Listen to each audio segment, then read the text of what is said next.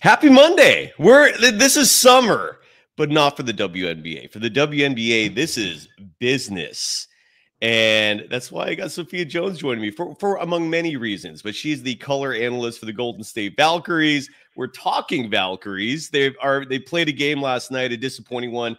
We'll break that down. The NBA offseason is here. We've got odds on prospective star players possibly going to the Golden State Warriors. We're in a holding pattern when it comes to the Warriors because the offseason has not officially began yet. We'll preview the NBA Finals. Sophia, how are you doing? You ready to go? Yep, I'm good. Beautiful. Let's do this. It's the Golden Days. They always find something to nitpick, and that's because there's expectations for us to win. Leave me alone this summer. Woo! Let's go. In a minute, I'ma need a sentimental man or woman to pump me up.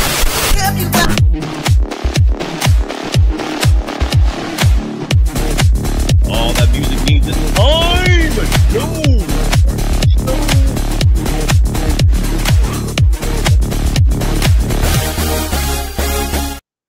Welcome to the Golden Days. I'm one of your two hosts for the afternoon. The person right next to me over there, Sophia Jones. You can follow her on Twitter at Sophia Jones_2. You can follow me, Cyrus Saatsaz, on Threads and Instagram at Dog Wild. Over on Twitter, I'm at Surf Journalist. The program's on both platforms at Golden Days Pod. Sophia Jones, great to see you. You're the color analyst for the Golden State Valkyries. They played last night, but the result was not in the Valkyries' favor. Before we get to the odds, and the odds are going to be a huge part of today's show because the Warriors are implicated in these odds. I'll explain what I mean in just a second here, but the Valkyries did play last night. The result was not one that we wanted. If you're a fan of the Valkyries, 86-75 was the final last night at Chase Center. They lose to the Minnesota Lynx, a team that was in the WNBA Finals just last season. So the task was already going to be difficult. The expectations are low. It's an expansion team. With all that said, Sophia, great to see you. How are you doing? And your recap of last night's game. Yeah, I'm doing well, but for the game, like you said, it was a little disappointing also because it was a Commissioner's Cup game. So the Commissioner's Cup is the WNBA's in-season tournament that they've had going on for the last couple years.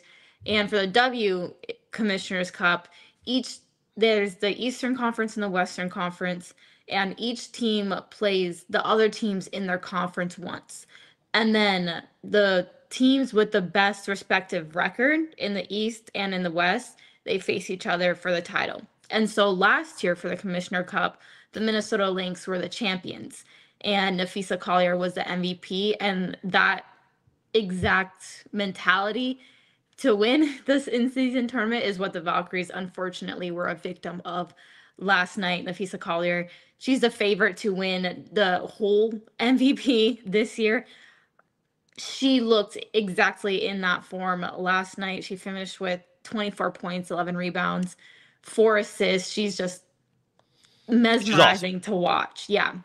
She's badass. But the Valkyries, they went into the second half with a 1-point lead, but the third quarter was just brutal. Minnesota really turned up the intensity on the defensive end and just felt like they couldn't miss offensively. So the Valkyries went into a bit of a drought. And then when they got down into a deficit going into the fourth quarter, they dug themselves out a little bit, but weren't able to fully recover. And another thing that was really unfortunate is Tiffany Hayes had to leave the game because it looked like she re-aggravated a nose injury that she had just gotten back this game for after being out, I believe, 3 games. She got, what was it? I think it was a shoulder into the nose when Valkyries played the Washington Mystics and missed a couple games.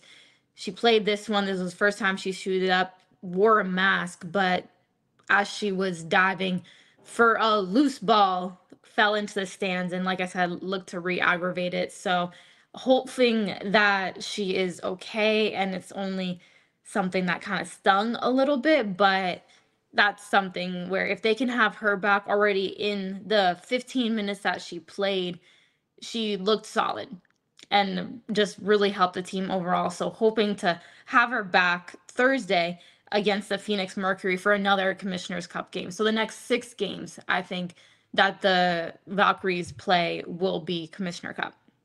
Commissioner Cup. I like that. And we're going to break down the Valkyries a lot more. Real quick, though, I don't want to leave Kyle's chat hanging for too long. Kyle Fafard in the chat writes, what is up with Talbot over Fang Bentley's third quarter minutes? Sophia, your thoughts? Yeah, so that's Stephanie Talbot and Tammy Fagbenle. Yeah, Talbot, it's actually kind of funny because Steph is from Australia. So you kind of pronounce her last name in a little bit of an Australian accent. So it's like Talbot.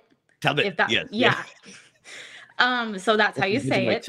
Yes. But yeah, Coach Nakase has just been really high on Steph Talbot and her ability to guard every single position, 1 through 5. She's kind of that good size guard, small forward, right, floating around in that area, can play on the wing, can play in the and be a slasher, can also score and use her size inside. So Coach Nakase has been really big on her. I don't think it was anything that Tammy Fagbenle did. I actually felt like she matched up well against Minnesota's size, and she has been a really good pick and roll and pick and pop player as well.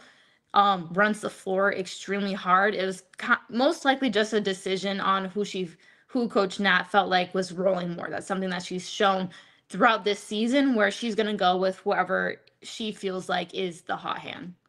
Did you get a chance to read that story, by the way, on ESPN about head coach? Like, were you as pleased with it as I was? I was riveted. I thought it was a great story.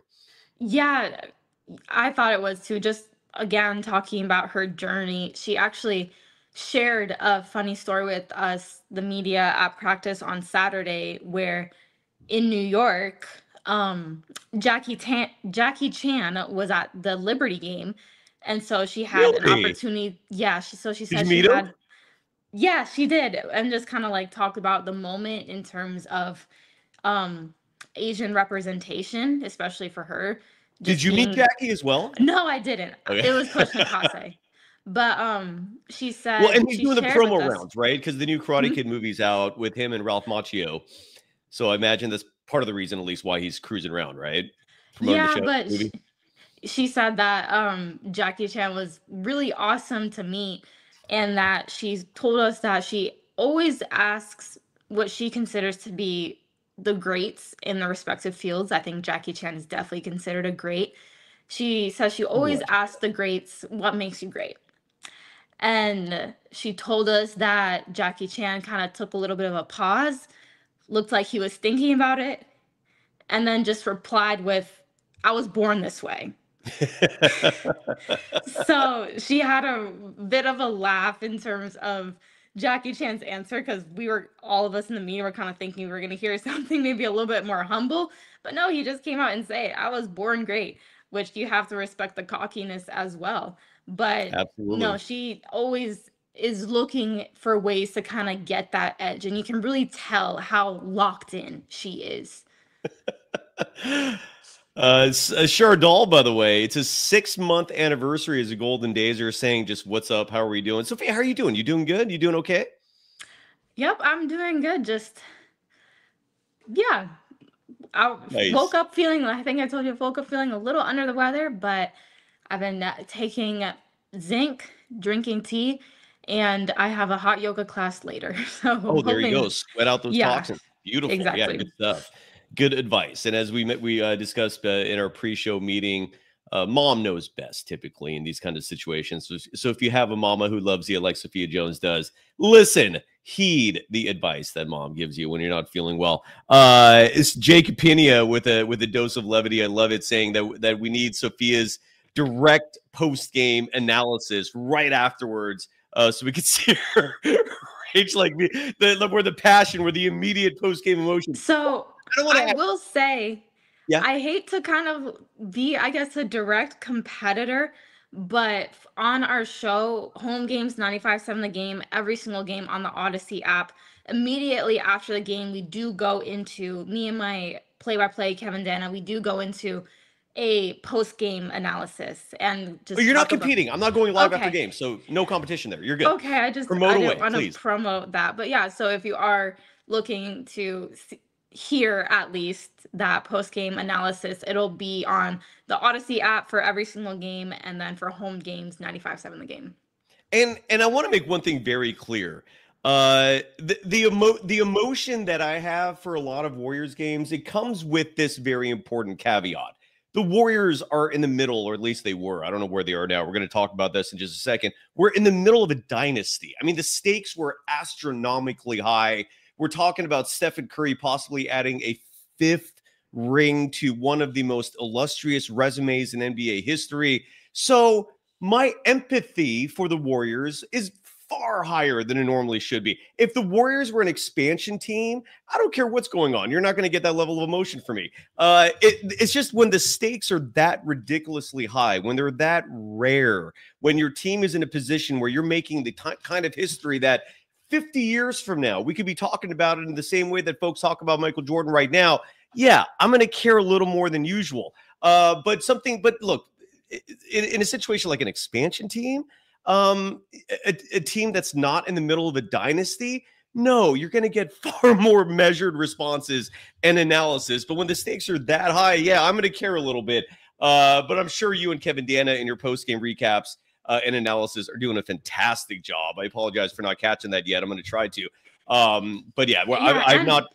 And I would also say whenever the Valkyries get a home win, we always interview a player as well. So if you're interested in hearing from a player versus a Mystics, we got Veronica Burton. So that's another reason to listen. Well, who's the Valkyries version of Raymond Ritter? Like who's the Raymond Ritter of the Valkyries who's like getting the guests for you and doing all the hard work behind the scenes that does not get enough credit?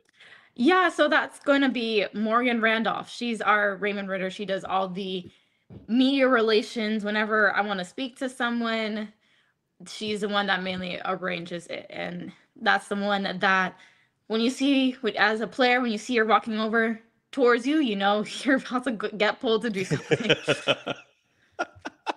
I love it. I love it.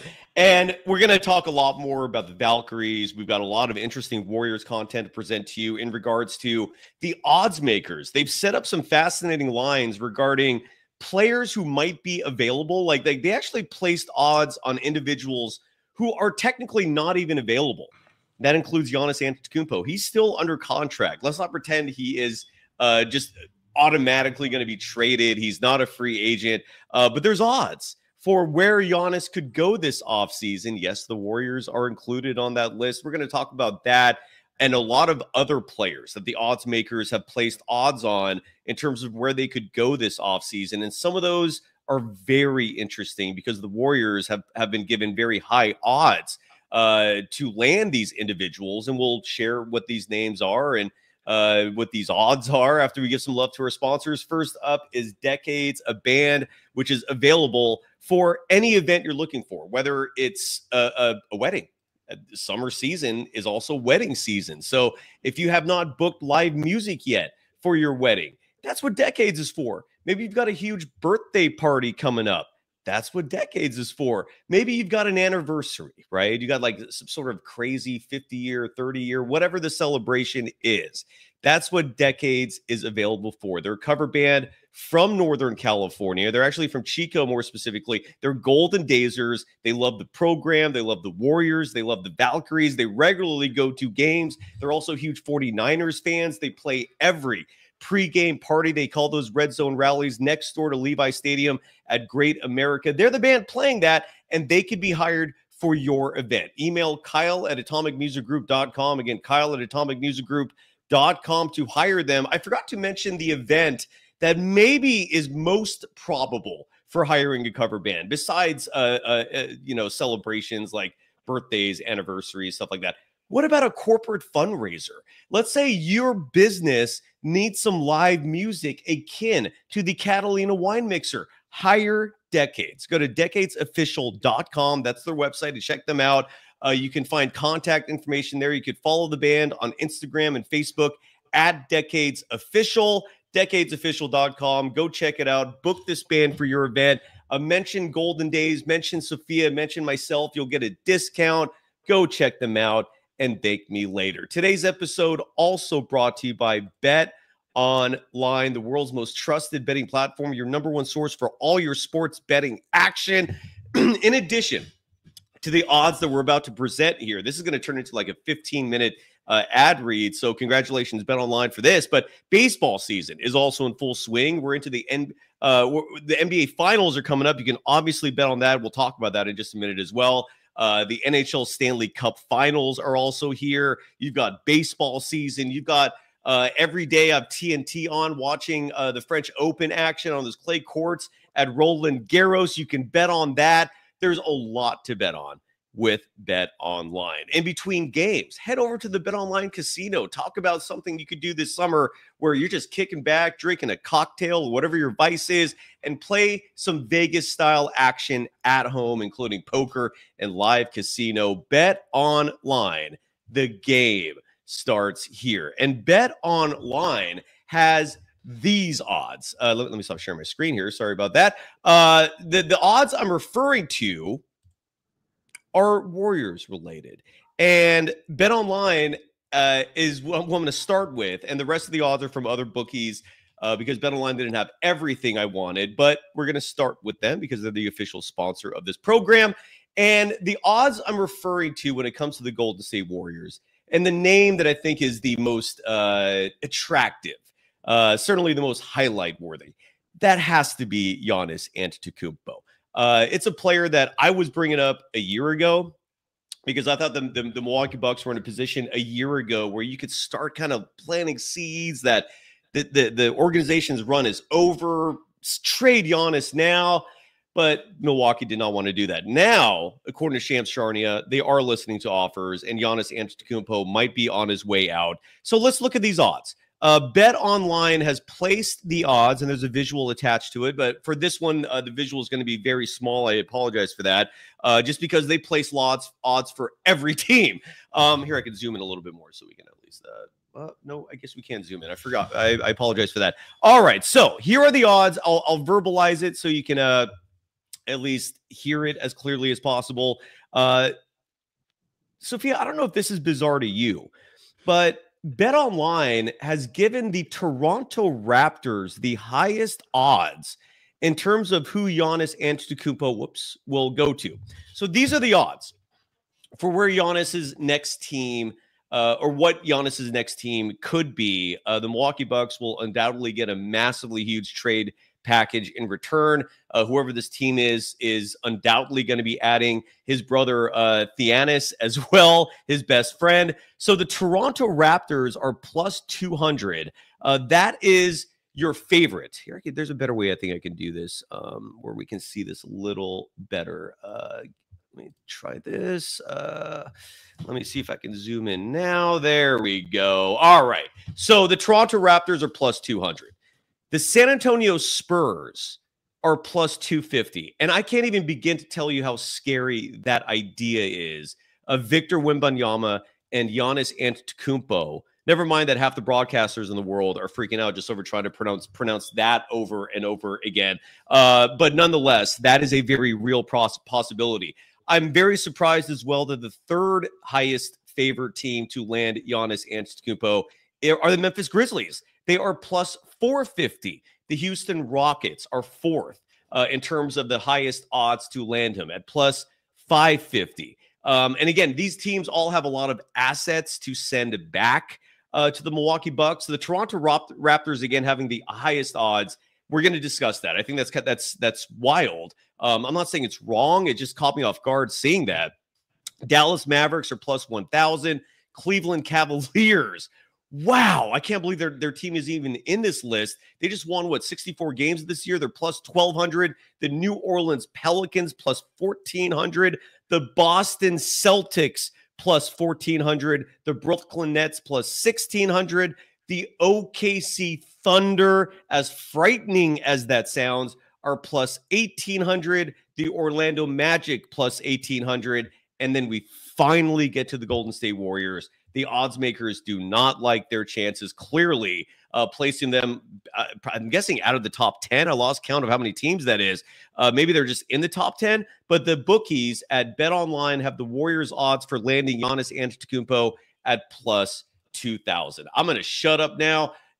Sophia, I'll start with this. Are you surprised that Toronto is the favored team to land Giannis? And your thoughts on that list in general? I'm very surprised that Toronto is at the top of the list. I don't necessarily see, because it would have to be a trade, I'm thinking, and I just don't really know what Toronto would have, if they would even have enough to offer for Giannis. So that is what makes me surprised about that, and just the fact that after the organization won that championship, there hasn't really seemed to be much direction for the Raptors as well. So I'm very surprised to see that, but it also could be appealing to Giannis if he thinks of it in a way that the team would be his, and they are still pretty young, so they could just really build around all of that. I don't know. But some of the other teams on the list, I wasn't expecting the Warriors to be high, but there are certain teams like the Magic, like the Thunder, like the Pelicans, like the Cavs. I would even the Raptors, even though Well, you know, I just found this, Sophia. I'm sorry to interrupt you, but I got this piece of information which makes this the Raptors being the highest favored team much more clearer. According to the Toronto Star's Doug Smith, there is mutual interest between Antetokounmpo and the Raptors. So I think what the implication here is in terms of why the Raptors are the favorites is because who Giannis wants to go to is playing a huge part in this. And if Giannis says, I like Toronto, that immediately puts them, into the discussion. And I'm guessing the international culture that Toronto provides, Giannis, again, is not American. And Toronto is a very diverse city. I love the city. Side note, I know you have some connections there as well. It's a beautiful place. I understand people raving about it. They also have a player like Scotty Barnes that they could package and trade back. But sorry to take up your time there. Just a long-winded answer. Reports are indicating that there is mutual interest, and that's why the Raptors are now the favorites. Okay, I didn't know about the reports, but I guess they have to go with whatever has traction right now. But like you said, I could see Giannis liking the city of Toronto. I think that other people might not think of it as like a big market, but I would consider it a big market because you pretty much have the entire backing of the country of Canada. I even think a little bit kind of unrelated, but Toronto's getting a new WNBA team next year. So I think that basketball has 100% picked up in the city. That's kind of just the overall point that I was making. And we're seeing a little bit of some of those hockey fans finally being taken away and opening their eyes to basketball. But so I guess that does make sense why they're up there up top. But some of those other teams, I just really cannot see why they would be favored over the Warriors. Well, like the Spurs, I get the Spurs. It makes sense to me just because some of these teams have such colossal draft capital where they just have a stockpile of draft picks they can throw at pretty much anyone that would entice the other team, in this case being Milwaukee. So the Spurs have a ton of draft capital. The Rockets have a ton of draft capital and young pieces that they can throw back. The Spurs have some of that too. The Mavericks part of this is very surprising to me. I don't understand how or why they have higher odds. I guess when Cooper Flag is in the mix, maybe that's why they even have they're in this, because I guess the Mavericks could just offer Cooper Flag and that deal is done. I don't know. Cleveland being in this is surprising. You're right. There's a lot of who are the Pelicans giving up? I know they have draft picks, but does Giannis want to go finally decide that they want to part ways with Zion? I guess. But I don't see New Orleans being a place that Giannis himself wants to go to. Agreed. Wholeheartedly agree. And the Lakers are next up, in case you're curious, with plus 2,500. I'm sorry. No, they're not. I apologize. The Knicks are plus 2,000. The Miami Heat are plus 2,200. The Utah Jazz are plus 2,200. The Charlotte Hornets are plus 2,200. And then the Lakers are plus 2,500 to round that out. So those are what the odds makers are saying about Giannis to the Warriors. Now, there are other players that odds makers have also given the Warriors some prospective hope in. Not all these odds will include the Warriors. I'm going to go through the rest of the players that the odds makers have listed. Is there anything else you want to say about Giannis, Sophia, before we move on from his name? Yeah, just even looking at that list, I'm surprised that New York and Miami are that far down as well. I thought Miami, because it seems like the Heat are always in trade talks to obtain every single big market player, like for the past couple of years, it feels like. So yeah, I'm pretty surprised to see Miami that far down, and New York with kind of the way that their season ended with another failed playoff run. Yeah, we're going to talk about that in just a second because the NBA Finals are now here, and there's a lot to discuss there, and we'll touch on that in just a second. But while we're staying on this topic here, the bookies also gave odds for Trey Murphy of the New Orleans Pelicans in terms of his availability. The Denver Nuggets are the favorites to land Trey Murphy. They're plus 500. The Indiana Pacers, who are currently in the NBA Finals, are plus 700. The Spurs are also plus 700. Detroit plus 750. The Clippers plus 800. The Lakers plus 850. The Miami Heat plus 900. The Toronto Raptors plus 1,200. The Celtics plus 1,400. The Dallas Mavericks plus 10,000. The bookies don't even have the Warriors listed as a team who might pursue Trey Murphy. Any thoughts there, Sophia? That list, I would say, makes more sense. I think that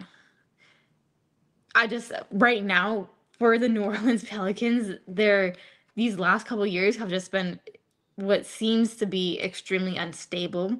So I wouldn't be surprised if there's a lot of movement around that team. So I'm not surprised at seeing Trey Murphy's name there at all. And I'm honestly not surprised to see the Nuggets as the favorites to potentially land him.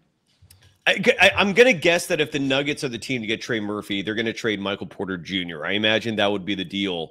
And again, that's if the Pelicans would agree to that. Another Pelicans player is also on this list, Herb Jones. And I'm really disappointed that the Warriors are not listed in either of these players' odds. The Dallas Mavericks, surprising to me, are the favorites to land Herb Jones. They're plus 350. The Lakers plus 500. The Spurs plus 550. The Rockets plus 700. Nuggets plus 900. Pacers plus 900. The Raptors plus 1,000. And the Clippers plus 1,200. Those are all the teams given odds to land Herb Jones. Any thoughts? Yeah, this one it's interesting just how some of these teams or some of the lists don't have much rhyme or reason. Yeah. I think that you look at the Mavericks and the Lakers, it's kind of structurally the teams are a little similar, I guess you might be able to say. But then actually, so then you get to the Spurs, Rockets, those teams, both kind of young, up and coming. Nuggets, established. Pacers, young, up and coming. Then Raptors and Clippers. So it's just very like scattered. But I guess it's also due to stuff going on behind the scenes that we don't know about. But I might be able to see Herb Jones with the Mavericks. I think that the Mavericks with Cooper Flag is going to be the start of probably another busy offseason for them. Big time. And the Mavericks have a huge traffic jam at the center position. I'm guessing these names associated with the Mavericks would involve a trade, likely Daniel Gafford being the player going the other direction. But yeah, you're right. A lot of these have no rhyme and reason. I imagine there's some reports that are correlating with these odds that from local sources that we're not catching. And a part of this is also public sentiment too. It's you're going to see the Lakers in a lot of these because the public thinks the Lakers are going to be aggressive like they always are. By the way, Steve O knows in the chat, bringing this up, that the WNBA is awesome in that he's been cashing in a lot of tickets so far this year. What he's implying is that, and this correlates with our sponsor, BetOnline, you could bet on WNBA games. And I think what Steve O knows is saying here is betting on the Valkyries has been favorable. I don't imagine you have much betting information on the Valkyries, but has anyone else come to you and said, I'm winning money here? I love hearing this. I like it. I would say no, because I don't know a lot of people, and like the majority of the people that I do know in my circle, I guess I would say, are like associated either with like the Valkyries or just like women's basketball or basketball in general. So we're all kind of not allowed to bet. So Legally, you're right. that's Yeah. yeah, I haven't had many people come up to me and I say guess I was that. just thinking more. I asked them more in terms of like, if you're, at least when I'm at Warriors games, I'm talking to like security guards. I'm talking to vendor. I'm a social butterfly. I don't think you could host a program like this and not be, but so I'm talking to all sorts of people, and, casual conversation comes up. Some people bring up like, little odds and gambling. I'm just curious if like you've heard whispers from various people in Chase Center regarding betting on the Valkyries, because that sounds fun. If you're winning, Yeah, especially. you know what? That sounds awesome. I probably do need to just like not be so in my own lane sometimes. No. I You do what you No, gotta just in terms of like you say, talking to the vendors or security guards. But yeah, I can't.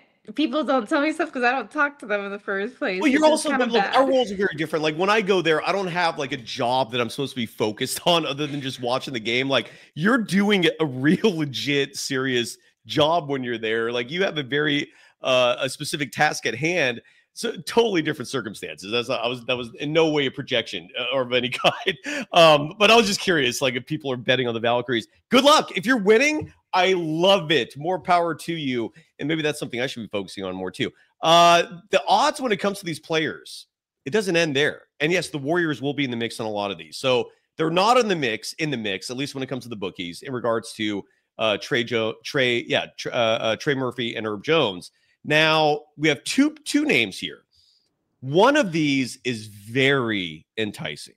And this is a player that has burned the Warriors. This is a player that I'm guessing a lot of members of Dub Nation can envision this individual wearing the Warriors regalia, the uniform, the logo, and that's Nas Reed, the 7-footer with the Minnesota Timberwolves, who can drain threes with the best of them. He's got size. He looks like a pretty natural fit for the Warriors. He's going to be an unrestricted free agent. He's going to opt out of his contract. He's a player option for the final year that is way below what he could get on the market. So he will be an unrestricted free agent. And Sophia, your thoughts on the Warriors having the best odds to get him?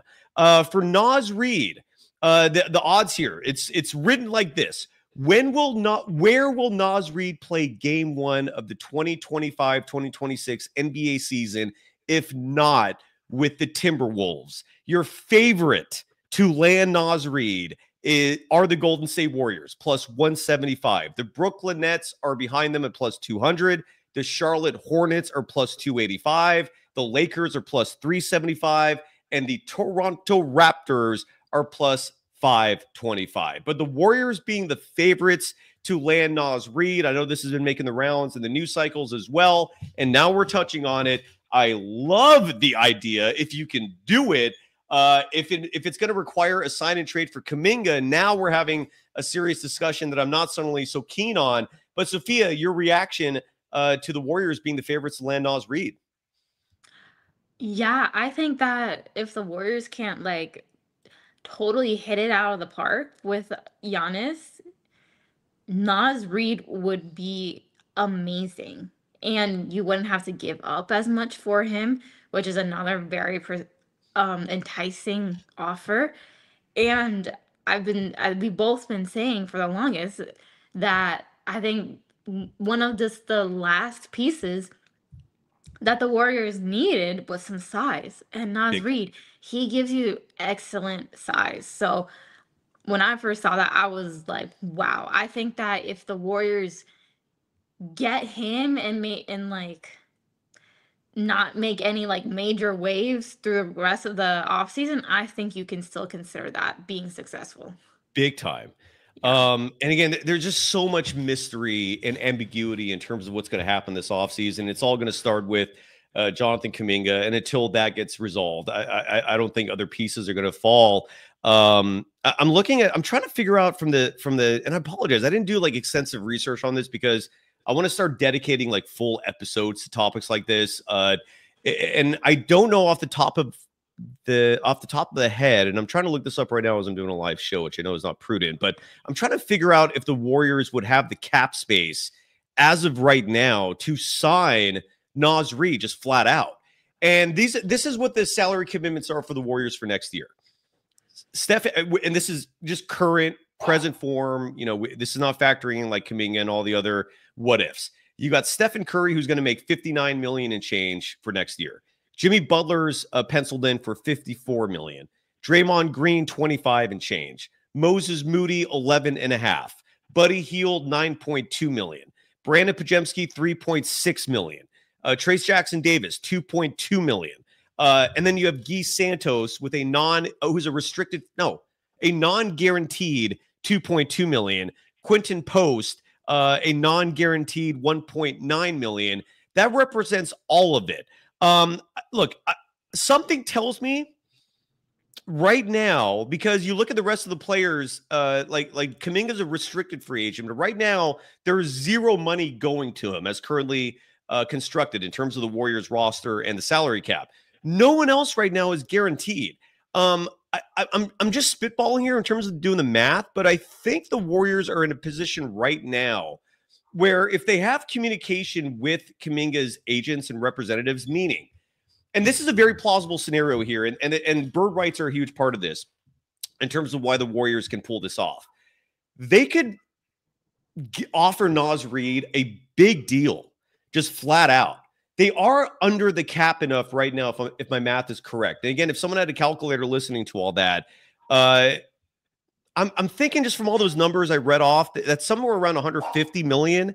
And I think the cap will be set at around 180 million. And again, I'm totally spitballing here. We're going to do future shows. I'm going to bring on Eric Pincus, a cap expert with Bleacher Report, to give us the finite details. But I think the Warriors are in a position right now where they can offer a free agent a deal in the 20 to 30 million range. And then you can bring back Kuminga and anyone else that was on the team last year, applying bird rights as long as you're not hard capped, which I think is possible. Any thoughts on that, on everything I just said? Anything I missed, do you think, Sophia, in terms of the Warriors situation for next year? Yeah, I'm not really as great with the front office numbers stuff. I'm more like what's happening on the court. That's my department. Yeah, it's okay. It's all right. Just which I want to seem like I'm not good at math because I am. No, you're good at math. You're good at I math. got 5s on my AP Calculus AB and AP Calculus BC exams in high school. 5 is the highest score, so I just want to pat myself. You know your numbers, there. And even though like you were my student in a writing class, like you still in journalism have to apply logic, so which does require a computational way of thinking, and you're excellent at that. Yeah, I think you're fine with numbers, Sophia. You're good there. But so anyway, sorry to interrupt you. Go ahead. Yeah. No, just with Nas Reed and like being able to just keep a lot of what the Warriors already have and just have him be an addition. And so like again, I guess if not many other people are as good with the numbers like or with the front office stuff like me, what you basically just said is that the Warriors can get a lot of addition without too much subtraction. Yes. Which exactly is what we love. Exactly. And a lot of this will require good faith from Kuminga and his reps, meaning like you'd have to have a level of trust between the two sides where you tell Kuminga, look, we're ready to give you 25 million, 30 million a year, whatever they come to agreement with, but it has to be a verbal agreement. And then you leave that pending. You sign a free agent first, and then you can then add them using your bird rights, and then hopefully the hard caps and all. And this is where I'm going to need a cap expert to confirm that my logic is sound. Another player on this list, and I'm going to jump away for 1 second because my pup is locked in. I forgot to let him out. I apologize. But these odds are a little more curious to me because I don't picture Nickeil Alexander-Walker as a member of the Golden State Warriors, but the bookies have the Warriors with the third highest odds to get him. He's an unrestricted free agent. The Lakers are the favorites to add him at plus 235. The Brooklyn Nets plus 290. The Golden State Warriors plus 425. The Miami Heat plus 525. And the Raptors at plus 900. I would not hate him on the Warriors. I think he would be an awesome addition. If the team is contemplating a trade involving Brandon Podziemski, I think Alexander Walker coming back would suddenly elevate his importance to this roster and his need. I don't hate it, but I just don't see it as a position that they should be focused on. What are your thoughts on Alexander Walker possibly coming to the Warriors? Because the bookies place them as the third highest odds to add him for the Warriors, if that made sense.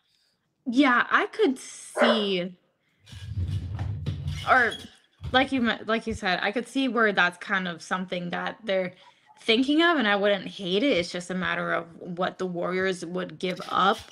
A potential reason why I think that they might consider the Warriors as a contender for him is there's been a really big shift in the Warriors defense this last year, and I think that he brings a lot of that, especially a lot of perimeter length. And if the Warriors do potentially get rid of Kuminga, they're going to need to replace that perimeter length, which is why I could potentially see Alexander Walker.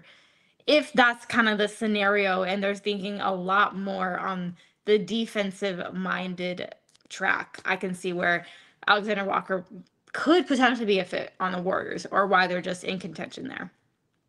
It is curious. And it doesn't end there. There are other players I want to list to you real fast. Jackson Hayes, a player I don't want anywhere near the Warriors, and thankfully they're not listed among the teams with odds. The Charlotte Hornets have plus 175 odds to land Jackson Hayes. I don't know why Jackson Hayes even listed here. The Brooklyn Nets plus 220, the Pelicans plus 285, the Raptors plus 375, and the Wizards plus 525 to add Jackson Hayes. And then Julius Randle, a far more intriguing free agent. The Warriors not linked with them, at least according to the bookies. Julius Randle, who again will likely opt out of his player option for next season to become an unrestricted free agent. The Detroit Pistons plus 175 favorites to add him. Just thinking about that, it does seem like a perfect fit. The Charlotte Hornets plus 220, the Rockets plus 285, the Wizards plus 375, the Raptors plus 950, and then the Brooklyn Nets are, I don't know whether they're listed below the Raptors at plus 525, but that's how the screen shows. Anyways, neither of these players linked with the Warriors, but the only thing that sticks out to me among what I just read is how nice of a fit Julius Randle looks, or I can picture him being on the Pistons. I love the Pistons in general. Like to think of them getting better is a thought I like, especially since they're way out in the East, just stay over there far away. Any thoughts there, Sophia? Yeah, I'll start with Jackson Hayes and all of the teams listed there for him. Exactly like Matt just put it. I think there's a reason why all the teams in contention for him look like that. And then for Julius Randle, again, I think that the Pistons, that's probably the situation that makes the most sense out of like all the other ones that we've seen so far. I mean, actually, the Jackson Hayes and Charlotte Hornets, that makes sense too. So both of those top contentions I can see why they're in those positions, and I can see why the odds makers put them there. I would be probably smart, or the most likely, yeah. I see Bradley Beal's name mentioned in the chat. I can never get enough Bradley Beal jokes. Like it's just the fact that man has a no trade clause, and he almost single-handedly ruined the Phoenix Suns. It's a massive problem that I giggle at because it's far away from the team that I actually give a shit about. So, yeah, if you ever want to make me laugh, just type Bradley Beal and I'm going to laugh. More names here. We're almost done with the odds and the players. A couple more. DeMar DeRozan. Is he a free agent, Sophia? No, obviously, I'm not pretending I expect you to know this, but is he, like, off the top of your head? Do you know if DeMar DeRozan's available, or would the Kings think about trading him? Like, I don't know why his name is in here unless he is an unrestricted free agent, but then I don't understand why the Kings would trade for him or make a move for him. Do you have any information there on that? I don't. I'm not sure what his availability status is. However, I am surprised to see his name up there just because the Kings made such a big move to get him in the first place. Yeah, I think he was a free agent acquisition last summer, but I don't think he signed just one. I'm sorry, go ahead. Yeah, you know what? Now that you say it, I'm pretty sure he was a free agent because he chose Sacramento, so he chose to be there.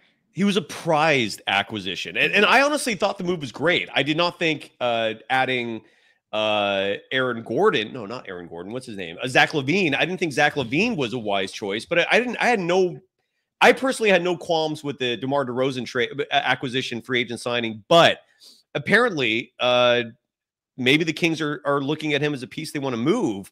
And the Miami Heat are the favorites to land DeMar DeRozan in a prospective trade, plus 145 favorites for the Heat. That does sound like a perfect fit for him. The LA Lakers, and I believe DeRozan's from the LA area, are second at plus 220. The Raptors plus 375. The Nuggets, another team that I could picture it being a very nice fit, plus 375. The Philadelphia 76ers, plus 525. I imagine the Kings would love to swap DeRozan for that first round pick. I don't think Philly would do that. Any thoughts there? I know you just said that seeing his name is surprising to you. It is to me, but some of these teams make sense. Any final thoughts on DeMar DeRozan? Yeah, I think Miami was one of the top teams that they were hoping to get him last offseason with his free agency, and the Lakers were another top team as well. He's from Compton specifically, so there you go. That's like the ultimate homecoming for him would be going to the Lakers. There you go. And the last player that's been given odds, courtesy of the bookmakers. I love that you can bet on this stuff. Darius Garland, who is not available, but I'm guessing his name is mentioned here because the Cleveland Cavaliers had a very disappointing finish to their season after an outstanding regular season. They get bounced in the second round of the playoffs, and they get bounced fairly easily. Injuries or not, getting your ass kicked like that, inexcusable. I also don't think if you're going to shake that team up, me personally, the last person I'm looking at would be Darius Garland, but that's me. I don't, I think there were other pieces that you should trade instead. With all that said, sorry for the redundancy in verbiage as well.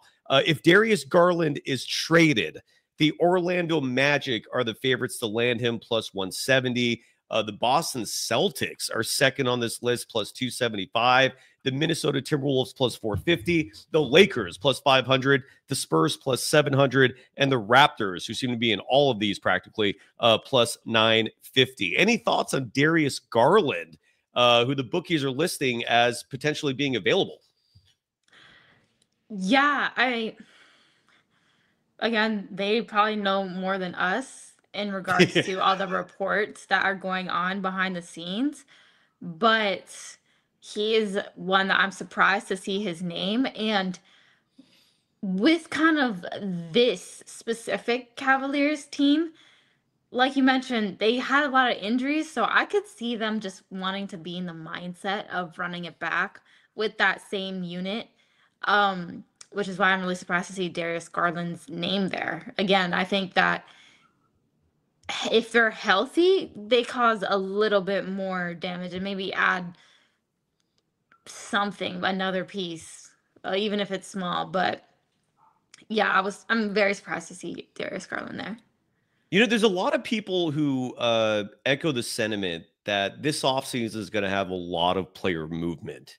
Could not agree more. And I think these like, first of all, I've never seen bookies present odds like this for an offseason. I'm not saying it hasn't happened. I just don't remember it. And I do think a huge reason for this is we're going to see a lot of players changing uniforms this offseason. I like the Warriors. It could be a very quiet offseason where they simply re-sign Kuminga. They add a few pieces around these guys and you move forward. It could also be a very tumultuous offseason where pieces are moving all over the place. Kuminga is signed and traded for. I guess, do you think, Sophia, do you think they're going to actually trade Kuminga? Like, I don't think that's going to happen. I just look at the landscape, and unless it's Giannis Antetokounmpo, a player no one brings up when it comes to the Warriors. I'm the only one I feel like who keeps saying his name, and I say it for good reason. I think there is a chance you can get him, and I think he would be a fantastic fit for the Warriors, and I would trade Jonathan Kuminga for him, and that would be Jaylen Brown of the Celtics. The Celtics are in a crazy position where I feel like you better be calling them. A lot of people have linked Derek White to the Warriors. Dude, shoot for the stars. Try to get Jaylen Brown if you can.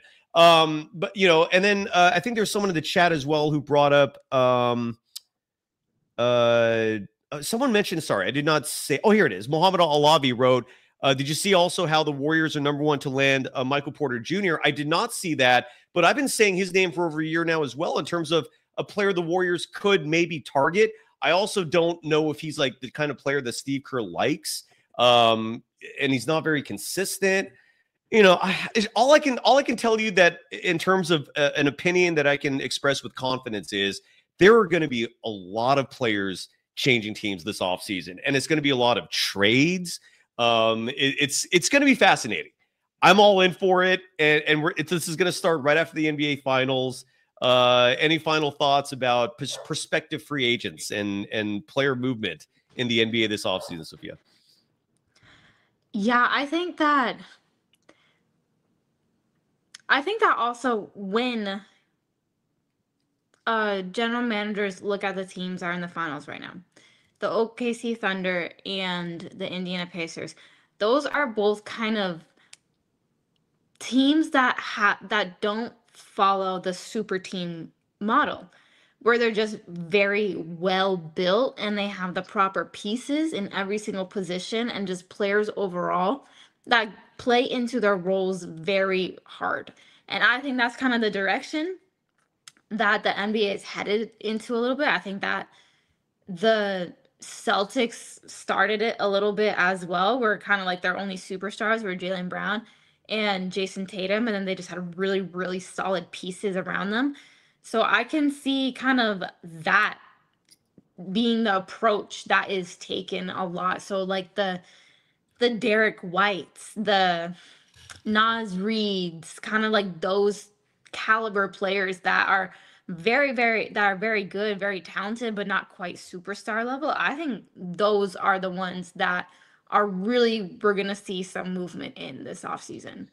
Yeah. And House of Reason 78 adding Kobe White is another name out there that might move. We shall see. I mean, the Bulls do value him, but he's an awesome basketball player. I bring up Jaylen Brown constantly. I saw someone in the chat say there's no chance in hell the Celtics would trade him. The reason why I don't know if I agree wholeheartedly with that sentiment is if you're the Celtics, and they are a very well-run organization, Brad Stevens has done a masterful job progressing from coaching to the front office. And look, he produced a champion, so tip of the cap to him and to Danny Ainge, his predecessor, who helped set up that organization to where they are now. But where the present for the Boston Celtics is very grim. Like, they're going to probably try and trade Drew Holiday. They might try and trade Derek White. If they are prudent about this, they're not going to try and win games this season. Like the Boston Celtics, in a lot of ways, have been given a rare opportunity similar to what the Warriors had in 2020, where there's no expectations, right? Like the fan base is not looking at you applying pressure. No one is. You have a chance to basically tank, trade all your top-heavy old pieces, right? The Drew Holidays. Derek White isn't old, but he's not, he's not super young either. Jaylen Brown, who's going to be making an astronomical amount of money. If the Celtics are smart about this, they're going to tank. They're going to get rid of the top-heavy contracts. they trade Jaylen Brown, you get a very high lottery pick, and then you move forward building around Jaylen Brown building around Jason Tatum starting next year. That is a probability. And I've actually heard other analysts out there echo these sentiments. This isn't just me spitballing off the top of my head. I just don't think that what I'm trying to say here is that the Jaylen Brown piece is not an impossibility. And if you're the Warriors, I do hope they're making calls to that franchise. I'm not trading Kuminga for Derek White, but I would trade Podziemski for him. So if Jaylen Brown's off the table, I hope they're doing something like that.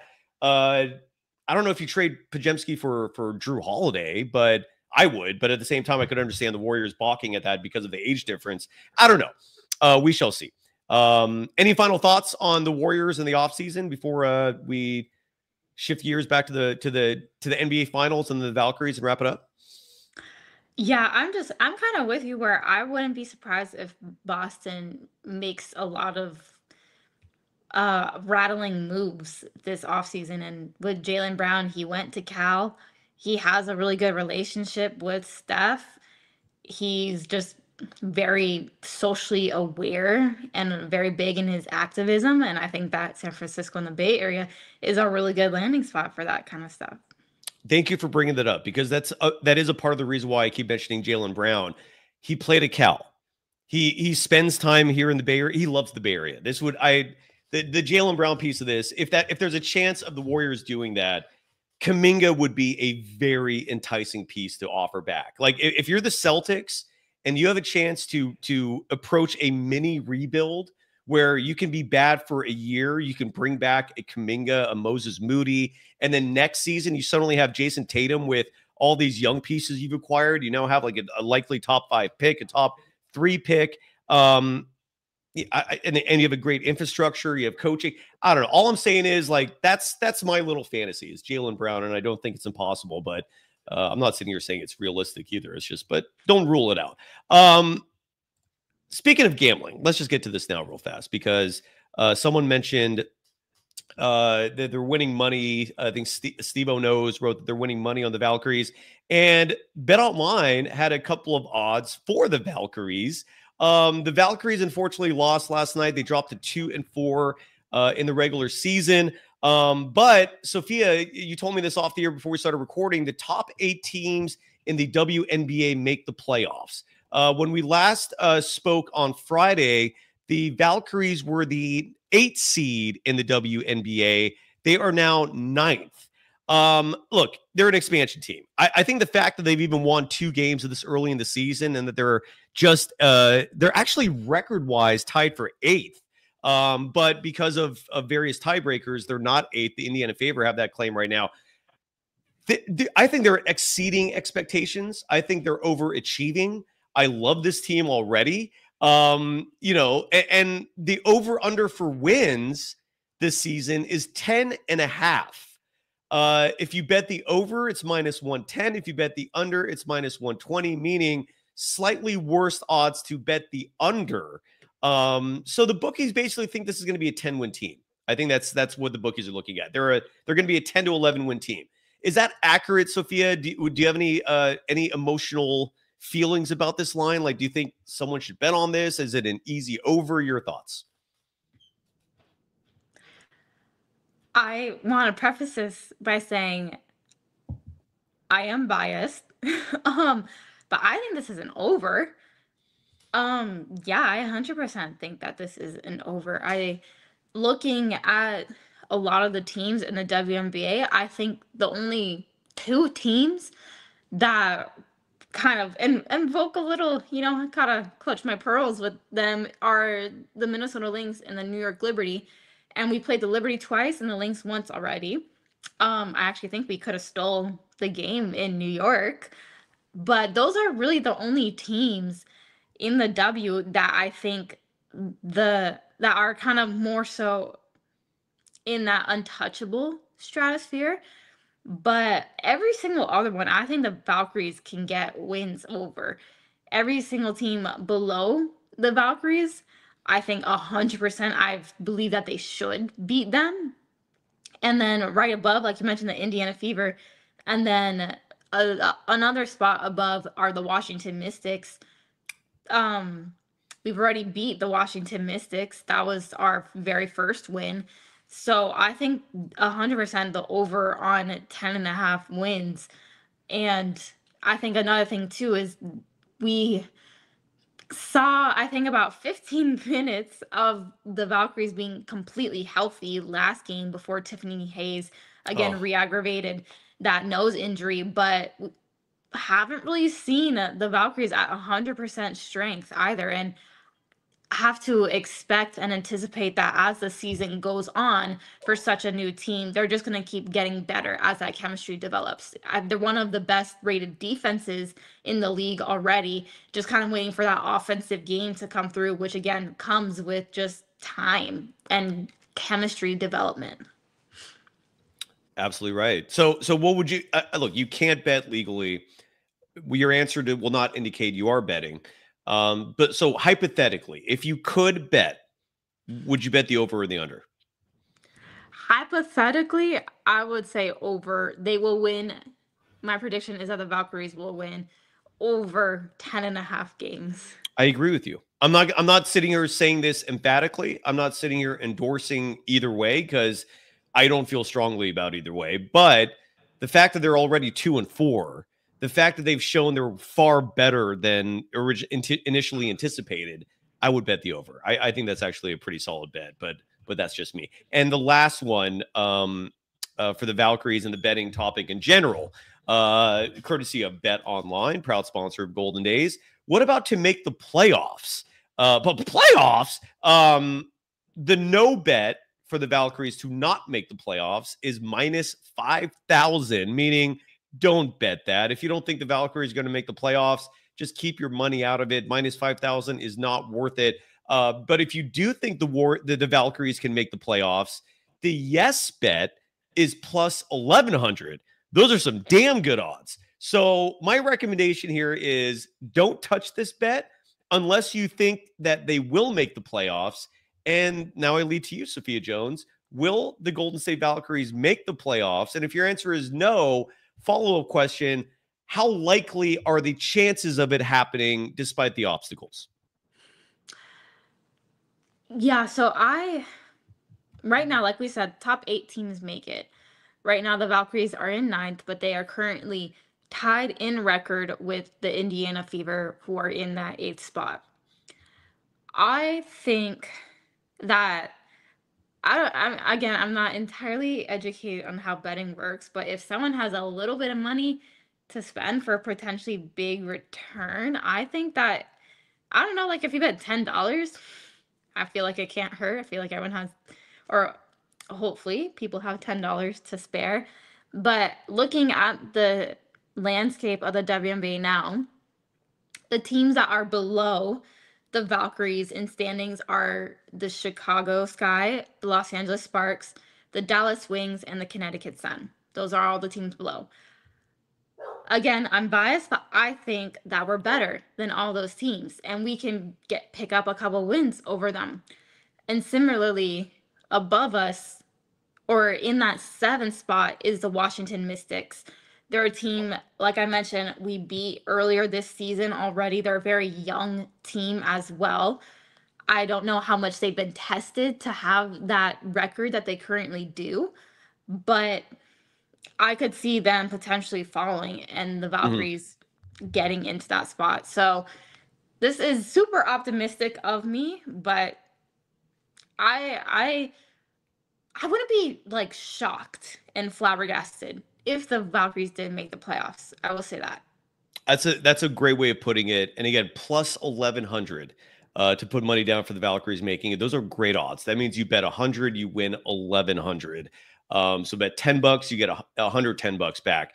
Great odds. So I don't think the risk to put a little down would be high to do that. So a few things in the chat here before we go. Oh, actually, a quick question for you, Sophia, a WNBA question. How's Paige Beckers doing? The #1 pick. I mean, she won the hearts of a lot of people with her college career. How is year 1 going in Dallas? Yeah, so unfortunately, Paige is currently under concussion protocol. Ooh. Yeah, so it's been a little rough. The Wings, they're off to a bit of a rocky start as well, but I believe she is one of the WNBA assist leaders, if I'm correct. Is she a point guard, or is that despite? She's a point guard. Okay, she is. Okay. Yeah, Paige, great point guard. I'm trying to look. There was a specific stat line that she dropped the other night that I am trying to remember about. I'm just searching right now, but she's essentially a very efficient do-it-all player. She could be one of the points leaders amongst the rookies. She could be one of the assist leaders, I think, in the WNBA. Very, very, very low turnover rate, which is huge as well. And she could also be one of the best rebounding rookie guards in the league as well. So Paige, she's been having a very solid start, but I will also say, with the Washington Mystics team that I mentioned earlier is very young. They have two rookies, Sonia Citron and Kiki Iriafen, who have been making major impacts. They're very fun to watch and just overall very high, energetic, exciting players. And at first, I think people were expecting Paige to run away with the Rookie of the Year trophy, but not because of anything that she's doing, but because those two players that I mentioned are also playing fantastically. It's making that race a little bit tighter. Yeah, I have Paige Becker's game log. Like, what was the stat line that popped out to you? Because there's one game she played on May 21st where she had 10 assists. And then her last game she played, she had 15 points, 8 assists, 5 rebounds. I mean, these are fantastic numbers. She's putting up great stats. But I'm curious, and then the game before that, she put up 21 points at 5 boards, 7 assists. Is that the game you're looking at, or yeah, they're all just like good. A couple of those, or like last game, just 15 8 points. assists, 5 boards, 15 points for your point guard. Those are really good numbers. 3 steals and 3 blocks in that same stat line. So there you go. Yeah, just really great all around play by Paige Beckers. Look at her defense. Like outside of her very first game where she had 0 steals, since that very first game, she had 2 steals, 3 steals, 3 steals. I'm sorry, 2 steals, 3 steals, 2 steals, 2 steals, 3 steals. So every game, she, at a bare minimum, she's having this massive impact defensively on top of what we all know about her, which is the insane offensive skill set. So great rookie there, a great ambassador for the game. The WNBA is going to do nothing but grow, and that's an awesome thing for any entity, just like Golden Days. Both, we're just going nowhere but up. I love that. Simon 2 in the chat. Let's finish up with some of the chat comments here before we go. Actually, correction. I'm going to go in chronological order here. Rovel 1, 2, 3, 4, 5, 6 V writes, Cam Johnson is a doable trade for the Warriors. The Brooklyn Nets have shown they will pick up the phone. Agreed, as long as Kuminga is not the other player. And I'll say this before, and I'll say it again when it comes to Cam Johnson. He's going to turn 30 this year. He's never made an all-star game. And when he played for Steve Kerr in the FIBA Cup 2 summers ago, he was out of the rotation by the end of that tournament. If you're going to trade for a player, you'd ideally like to trade for a guy that Steve Kerr is going to play, because that is clearly an issue, right? Like, you need to add players who will actually be trusted by your head coach. And Cam Johnson has shown that he is not someone that Kerr trusts that much. So I don't hate the idea of Cam Johnson. Just don't sit here with a straight face and tell me that Jonathan Kuminga for Cam Johnson is an even-sided trade. It is not. You better be getting a whole lot more back. That's just me. Any thoughts on that, Sophia? I'm in agreement. That's a name that's been floating around a lot, and I think when a name floats around a lot but never gets traction, there's a reason for that. Yeah, there you go. Exactly. Simon 2 is writing, saying after the Kerr Kuminga comments, and again, I'm back to work mode again, starting today. I appreciate everyone's patience while I was on vacay mode there for about a week and a half. So this week I will do a show dedicated to Kuminga, to Steve Kerr's recent media tour, which has been wild. But Simon 2 is writing that after the Kerr Kuminga comments, what do you think or hear will happen? I'm not hearing a thing, and I think that's for good reason. Here's what I can say with confidence. The Warriors front office right now is working. They're thinking. They probably in their war room, they probably have huge boards right now with all sorts of names, all sorts of probabilities, all sorts of scenarios. What I could say confidently is there's going to be 3 scenarios here, and it's going to be one of these 3. Either Kerr comes back and Kuminga doesn't. Either Kerr comes back and Kuminga comes back, or the most unlikely of the 3, the front office comes to realize that Kerr and Kuminga don't work, but Kuminga's the future and Kerr's on a year-by-year basis, and they present a difficult position to Kerr, which is, look, it's time to move on. Do you want to maybe move up to the front office? Like, I don't see them like firing Kerr. I don't envision that, but I can see them maybe going to Kerr saying, look, how do we end this amicably where you still look good? Those are and Kuminga stays. Those are the 3 scenarios. One of those 3 will happen. I think the most likely scenario is both Kerr and Kuminga come back and they figure it out. Just because the numbers dictate that is the easiest path forward. And Kuminga has shown he's an asset. He can be a star in this game. He just needs support. He needs some nurturing. So that would be my prediction for what's going to happen. But who knows? Something tells me right now, Mike Dunleavy Jr.'s job is not easy, and he's earning every penny. Any thoughts from you, Sophia? I'm the same. I think that we'll see both of them back, and I guess I just can say I don't know what to think yet, but I really do hope that they figure out a way to maximize Kuminga as well. I hope so too. He's such a good player. And again, we'll save that. There will be another show this week, I promise. House of Reason 78 saying, if you had to trade Kuminga and you could get Cam Johnson, Naz Reid, or Al Horford, who would you choose? I already explained my position on Cam Johnson. Al Horford turns, I think, 39 this year, so hell to the no there. And Naz Reid, I think you could do better. I really do. I don't think you need to give up Kuminga to get Nas Reed. If you're going to get Nas Reed, you could give up less for him. That's just my opinion on that. If I had to choose between 3, I'd choose Nas Reed. Sophia? I'd choose the same, even though I feel like Al Horford is the source of like just so much basketball trauma as a Miami Heat fan and a Warriors fan. Yeah, he's a thorn. He's a thorn in the side. There's no doubt about that. Curious to see what happens with him, but he's way too old to think about a Kuminga trade. And Muhammad Olivi's asking, who would we give up for a Jaylen Brown trade? It would be very simple. I mean, you're right. Jaylen Brown makes a lot of money. Kuminga with a sign and trade would immediately would cut into like 35 million of that, and then Moses Moody is the rest. That's it. It would just be literally Kuminga, Moody, and you only need to get to within 75% of the salaries to make the trade a go. So it would not be a complicated trade. I don't know if the Celtics are at a position where they're considering moving on from Jaylen Brown, but I'm sitting here telling you, it's not in the realm of impossibility. I am confident in saying that the Celtics have some big decisions themselves. A lot of teams in the NBA have huge decisions this offseason. And it's why you're going to see a lot of movement, because you have a lot of teams who are unhappy with where they are. You have a lot of teams understanding that this new landscape with the aprons makes free agency suddenly a very difficult way to get the player you want. So you're just going to see trades. You're going to see a bunch of trades, and it's going to be entertaining. It's going to be a riveting offseason. We shall see what happens. But to get Jaylen Brown is going to be easy. It's just because, again, you give Kuminga the max, you add Moses Moody, done. And you got Jaylen Brown back. But the question is, can you convince the Celtics to do that? So we shall see. Kev F writes, the Steve Kerr thing, I didn't mean that they were going to promote him to the GM. I meant more in like a Zaza Pachulia, like a Sean Livingston type, like in name consultant type role, not necessarily like the shot caller, if you will.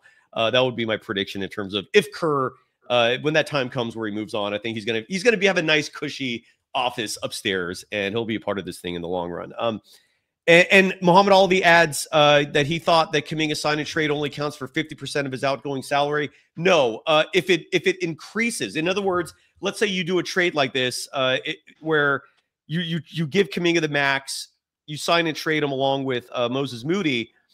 If you go above 50%, which is what you'd have to do in this situation, in terms of the money you're getting back, You can do it. You would just be hard capped at the first apron. They already were hard capped at the first apron last year. That is no longer like the crippling decision that it once was in terms of handicapping your franchise. You can do it. It just comes with a penalty, and that penalty is you're hard capped at the first apron. But again, that's like 180 million. And the Warriors were in that position last year, and it didn't seem to handicap them. So, and then Andre FRBK writes that I see Kevin Durant coming back to the Warriors via a Draymond trade. There's so much speculation out there. Who knows what's happening? The phones are off the hook. I can guarantee that. Agents are busy. Front offices are busy. It is crazy. And we're going to be here to talk about all the madness that happens, including every Monday at 3 p.m. where we're covering the Golden State Valkyries. What's next on the Valkyries schedule, Sophia? Who do they play next? What's upcoming before we go? So we have the Phoenix Mercury in Phoenix for another Commissioner's Cup game. And then to close out the week, we have the Las Vegas Aces at home. It's a nice 12 p.m. tip, so an afternoon game. Ooh, any predictions? Any thoughts on how this is going to go this week? The Phoenix Mercury, they've been down a couple of players injured. Kalia Copper hasn't played the whole season, and then Alyssa Thomas has been out the last 2 games, I believe. So if they continue to be down, I could see the Valkyries going down there and sneaking in a win. The Aces, they have Asia Wilson on their team, which Asia, as a Valkyries fan, terrifies me. But as a WNBA and basketball fan, I love her. Are they a dynasty, Sophia? Are they? I know they lost last year, but are they still? I guess to you, were they ever a dynasty? Did they reach that point, and are they still contenders now? I would say that they might be a little bit below contender status, just because I think that New York and Minnesota are on, again, just they're going crazy this year, but you can't count them out because Asia Wilson is on that team. MVP last year. I think, like I said, I think Nafisa Collier is going to get it this year, but that doesn't mean that Asia isn't playing to her usual caliber as well. She's awesome. Yeah, she's a certified. What's the commercial in CarMax? She already has a statue built for her. Is that correct? Oh, I'm not sure. I don't remember. But oh, yeah, those CarMax commercials are awesome, though. And Kev F in the chat, we'll leave on this note, is OKC winning it all easily? All I can personally hope for is Indy makes this competitive. I'm rooting for Indy, but I'm predicting either a sweep or gentleman sweep. I think OKC is going to manhandle the Pacers. I hope I'm wrong. That's my prediction. Your thoughts, Sophia? Best case scenario, I think that because OKC is the favorite, there's a lot more pressure on them, and maybe the pressure gets to them a bit, as opposed to the Pacers, who clearly have been on a heater recently, and if they continue playing like they have nothing to lose. Best case scenario, I think, for that series, OKC in 6. Over there? Okay, all right. So I'm going to go gentleman sweep 5. Sophia Jones predicts OKC in 6. OKC, right? Yeah, OKC in 6. They're scary, man. I like next year. I was about to go negative there. I won't. I'm just look. Never mind.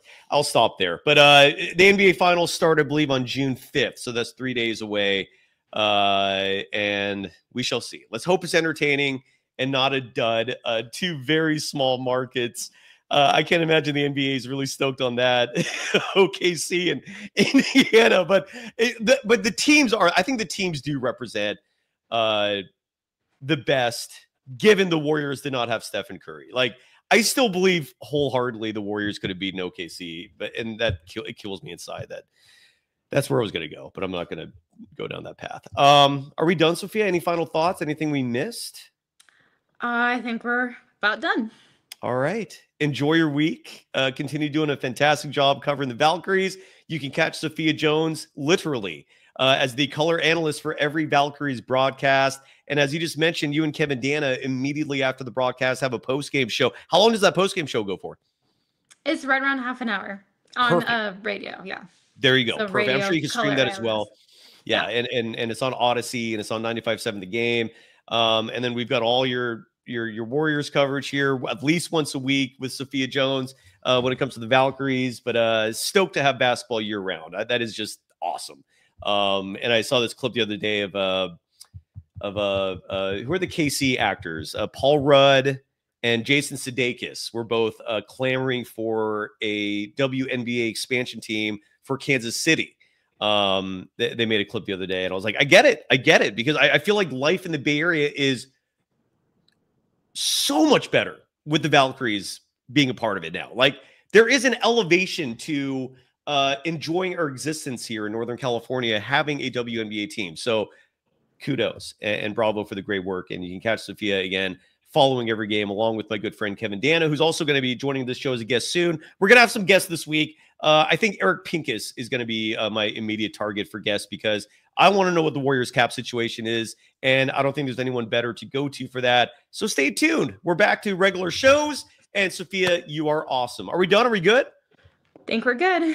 Bye-bye.